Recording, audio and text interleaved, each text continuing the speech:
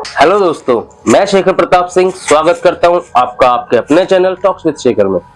आज हम बात करेंगे एक ऐसी देवी के बारे में जिनको माता पार्वती का स्वरूप माना जाता है और जो शमशान की देवी भी कहलाती हैं, जिन्हें हिंदू और बौद्ध दोनों धर्मों में माना जाता है, जो 10 महाविद्याओं में से एक है, जिनके मंदिर पर तंत्र साधना करने के लिए तांत्रिक और अघोरियों की भारी भीड़ लगी रहती है, जिन्हें भगवान शिव की माता का दर्जा भी मिला हुआ है और कहा जाता है जिनके मंदिर में प्रवेश करते ही आपको महसूस होगा जैसे माता आपके आसपास ही है। जी हाँ दोस्तों, मैं बात कर रहा हूँ माँ तारा देवी की, और जिनकी पूजा करने के लिए पश्चिम बंगाल के बीरभूम जिले का तारापीठ सबसे ज्यादा प्रसिद्ध है। उनके और भी रहस्य जानने के लिए हमारे साथ पहले एपिसोड से ही जुड़े हुए हैं आकाश राज जी।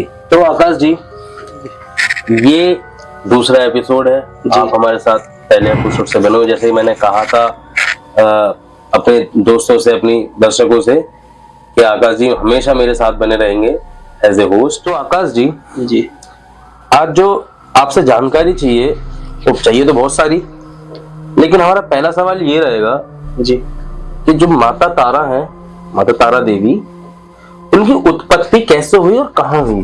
दरअसल मेरू पर्वत के पश्चिमी भाग पर चोलना नदी है, उसके तट पर, किनारे पर, हाँ, माँ तारा देवी का जन्म हुआ था। अच्छा, वहां पे चोलना नदी के किनारे पर तारा देवी का, माँ तारा देवी का जन्म हुआ था। अच्छा शेखर भाई, ऐसा भी कहा जाता है महाकाल संहिता के हिसाब से चैत्र शुक्ल अष्टमी को माँ तारा प्रकट हुई थी। तो महाकाल संहिता के साथ, महाकाल संहिता। हाँ, तो आकाश जी क्या यह सच है कि माँ तारा देवी को हिंदू और बौद्ध धर्म दोनों में माना जाता है? जी बिल्कुल, अच्छा, ये सच है। हिंदू धर्म में तो देवी देवताओं को माना जाता है, मैं हैरान हूँ कि बौद्ध धर्म में भी माना जाता है। जी हाँ बिल्कुल, दरअसल बात ये है, हिंदू और बौद्ध धर्म में दोनों में माँ तारा देवी को इसलिए पूजा जाता है कि माँ तारा देवी बोधिसत्व का स्त्री रूप माना जाता है।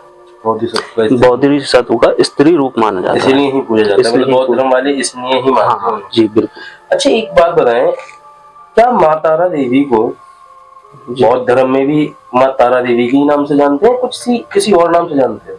माँ तारा देवी को तिब्बत में डोलमा के नाम से जाना जाता है। डोलमा मतलब, डोलमा का क्या मतलब है जी? डोलमा का मतलब है उद्धार करने वाली या बचाने वाली, मतलब उद्धार करता है। हाँ, उद्धार करता करने वाले, हाँ, उद्धार करता या बचाने वाली, इसलिए उन्हें पूजा जाता है। इसलिए उन्हें डोलमा के नाम से पूजा। ये भी सच है कि उन्हें ज्ञान की देवी भी कहते हैं, तो इसलिए भी माना जाता है। जी, उन्हें ज्ञान की देवी थी, इसलिए माना, हाँ, इसलिए भी माना जाता है। चलो, ये भी ठीक है। ये तो पता चल गया कि बौद्ध धर्म वाले क्यों मानते हैं जी। अच्छा आकाश जी, माँ तारा देवी को माँ पार्वती का स्वरूप कहते हैं जी, और ये भी कहा जाता है कि उन्हें भगवान शिव की माँ का दर्जा मिला हुआ है। हाँ जी। ये कैसे पॉसिबल है? माँ पार्वती उनकी धर्म पत्नी थी। देखिए, पॉसिबल ऐसे हैं, आपको ये तो पता होगा कि समुद्र मंथन हुआ था। हाँ, बिल्कुल पता है। जब समुद्र मंथन हुआ था, 14 रत्न निकले थे। 14 रत्न। तो उन 14 रत्नों में से एक रत्न हलाहल विष भी था, जो भगवान शिव ने पिया था। उन्होंने विष पिया था, जो समुद्र मंथन में उन्होंने विष पिया था। तब उन्होंने विष पिया था तो उन्होंने वो कंठ में ही रखा था, नीचे ले नहीं सकते थे, क्योंकि हृदय में उनके भगवान विष्णु थे। और बाहर वो निकाल नहीं सकते थे, क्योंकि अगर वो बाहर निकालते तो धरती नष्ट हो जाती, इसलिए उन्होंने कंठ में रखा था, इसलिए उनका नाम नीलकंठ भी है। तब उन्हें वो विष कंठ में रखने से जब उन्हें ज्यादा पीड़ा होने लगी, जैसे पीड़ा, अब आसान भाषा में क्या, जलन, उन्हें जलन, हाँ, बॉडी में अगन फैलने लगी। उसके बाद उन्होंने माँ पार्वती को आवाज लगाई, पीड़ा में आवाज लगाई उन्होंने माँ पार्वती को, उसके बाद में जब माँ पार्वती ने माँ देवी तारा देवी के रूप में, मतलब वहाँ तारा देवी के रूप में आई थी। माँ तारा देवी के रूप में आई थी, फिर तब उन्होंने भगवान शिव को नवजात बच्चे के रूप में किया, मतलब उनको हाँ। नवजात बच्चे के रूप में बदल दिया। नवजात बच्चों के रूप में बदल दिया। तब उन्हें अपना दिव्य दूध पिलाया, स्तनपान कराया। हाँ, स्तनपान कराया। फिर उससे उनकी जलन कम हुई। तो मतलब यही कारण है कि उन्हें माँ का दर्जा दिया यही कारण है उन्हें उनकी माँ का दर्जा दिया जाता है। तो अगर जी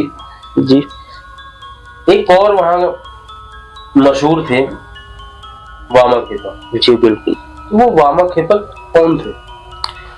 वामाखेपा पश्चिम बंगाल के बीरभूम जिले में तारापीठ स्थित है ना, जहाँ तारापीठ स्थित है, हाँ। पश्चिम बंगाल में, बीरभूम जिले में, हाँ, बीरभूम जिले में। वहाँ के सिद्ध तांत्रिक और सन्यासी थे। अच्छा। और कहा जाता शेखर भाई कि इन्होंने 18 साल की अल्प आयु में तारा देवी की सिद्धि प्राप्त कर ली थी। और शेखर भाई ये भी कहते हैं कि माँ तारा देवी ने अपने रौद्र रूप में साक्षात इन्हें दर्शन दिए थे। मतलब रौद्र रूप में, जैसे कि उनके तो बताते हैं 7-8 हाथ है उनके, नहीं 4 हाथ हैं, हाँ। और मतलब जीभ बाहर, जीभ भी ये सब बाहर है, बताते हैं। बिल्कुल। हाँ। उसी रूप में अपने दर्शन दिए थे अच्छा। वामाखेपा जी को। और कहा जाता है कि ये अपने हाथ से माँ तारा देवी को खाना भी खिलाते थे। अच्छा। और वो करती भी थी, मतलब माता देवी वहाँ भोजन करती, इनके हाथ से। हाँ, इनके हाथ से भोजन करती भी थी। अच्छा। तो बहुत बहुत शुक्रिया आकाश जी कि इतना रहस्य बताया आपने हमारे दर्शकों को, जिनको नहीं पता होगा उनको इतनी सारी बातें पता चली। और मिलते हैं अगले एपिसोड में, आपसे दोबारा मुलाकात होगी। धन्यवाद।